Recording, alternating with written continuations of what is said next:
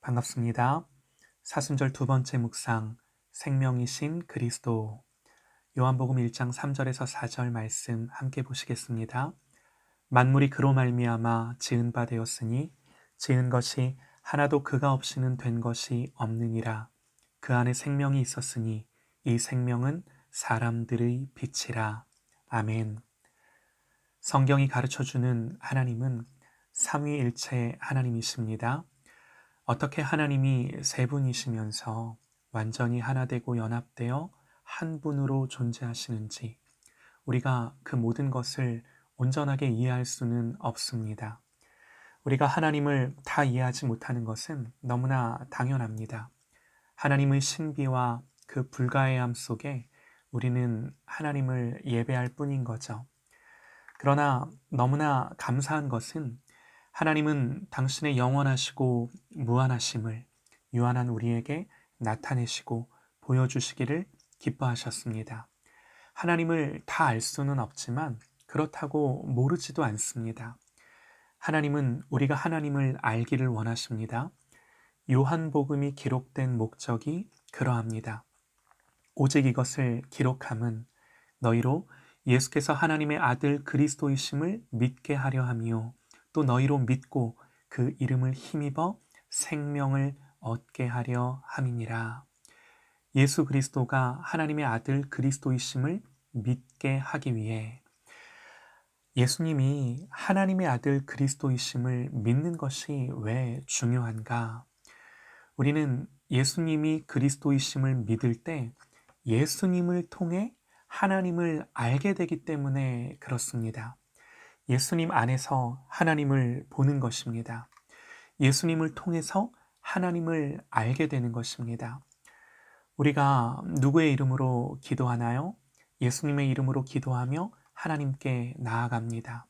성경은 누구에 대한 기록인가요? 너희가 성경에서 영생을 얻는 줄 생각하고 성경을 연구하거니와 이 성경이 곧 내게 대하여 증언하는 것이니라. 예수님에 대한 기록이에요. 주님의 이름으로 기도하며 하나님께 나아가고 또 성경에서 주님을 배우며 주님을 통해 하나님을 알아가는 것입니다. 주님만이 길이 되시고 진리 되시고 생명 되시기에 주님으로 말미암지 않고는 하나님께 갈 수가 없는 거예요. 여러분, 하나님을 아는 것은 너무나 중요합니다. 호세아 선지자는 이스라엘이 하나님을 아는 지식이 없어 망한다 탄식합니다. 그래서 하나님을 힘써 알자고 호소하는 거죠. 그러므로 우리가 여호와를 알자, 힘써 여호와를 알자. 나는 인애를 원하고 제사를 원치 아니하며 번제보다 하나님 아는 것을 원하노라 그럽니다. 또 주님은 영생을 유일하신 참 하나님과 그의 보내신 자 예수 그리스도를 아는 것이라고 정의하셨습니다. 다시 말하면요. 영생을 얻지 못하고 인간이 죽을 수밖에 없는 이유는 하나님과 예수 그리스도를 알지 못하기 때문에 알지 못해서 죽는 거예요. 그래서 바울 사도는 에베소 성도들을 위해서 이렇게 기도합니다. 우리 주 예수 그리스도의 하나님 영광의 아버지께서 지혜와 계시의 정신을 너희에게 주사 하나님을 알게 하시고 또 너희 마음 눈을 밝히사 그의 부르심의 소망이 무엇이며 성도 안에서 그 기업의 영광의 풍성이 무엇이며 그의 힘의 강력으로 역사하심을 따라 믿는 우리에게 베푸신 능력의 지극히 크심이 어떤 것을 너희로 알게 하시기를 구하노라. 또 베드로 사도는 베드로후서 3장 18절에서 오직 우리 주 곧 구주 예수 그리스도의 은혜와 저를 아는 지식에서 자라가라 권면합니다. 그래서 우리는 주님을 알아야 하는 것입니다. 주님을 배워야 하는 것입니다. 이것을 우리의 전 인생 속에서 사모해야 하는 것입니다. 요한복음은 예수님을 말씀으로 묘사합니다. 히브리서는요, 옛적의 선지자들을 통하여 여러 부분과 여러 모양으로 우리 조상들에게 말씀하신 하나님이 이 모든 날 마지막에는 아들을 통하여 우리에게 말씀하셨다 그럽니다. 그래서 예수님을 이렇게 소개하는 거예요. 태초에 말씀이 계시니라.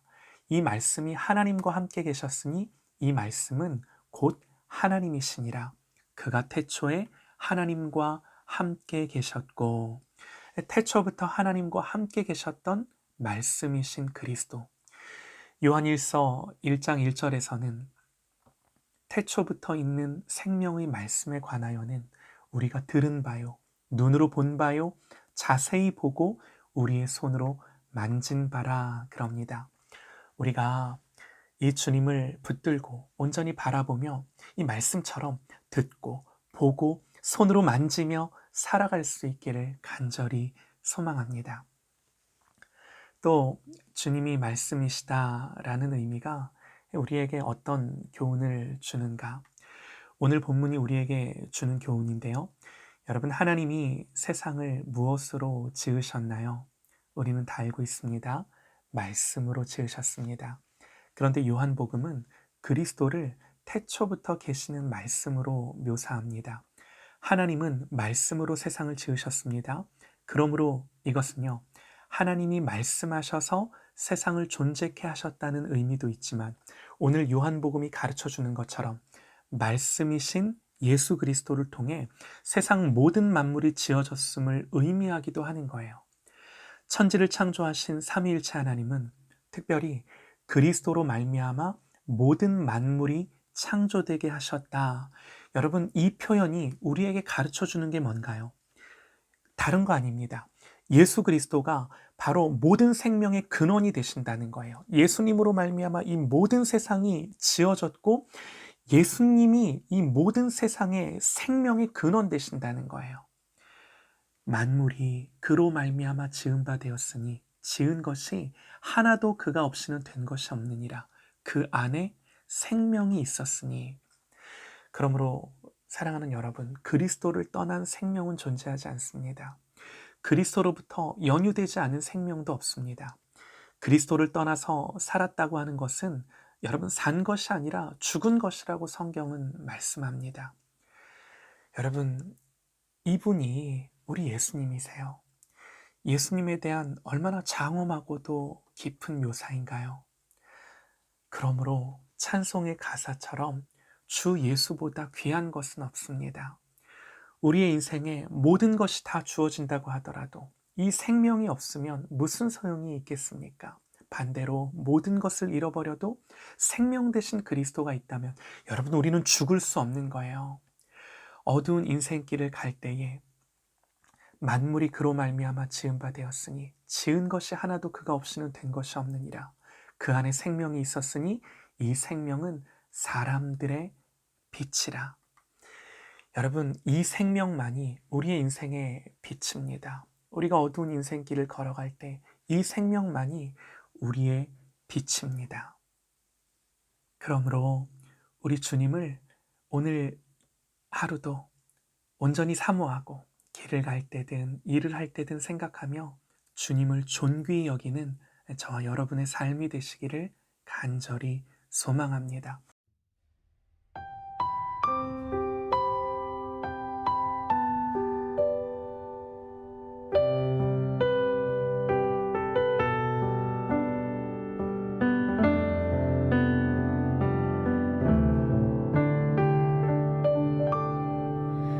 주 예수보다 더 귀한 것은 없네.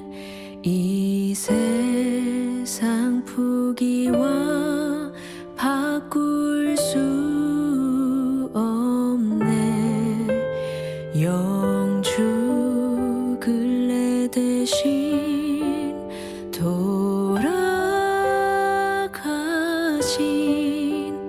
그 놀라운 사랑 잊지 못해.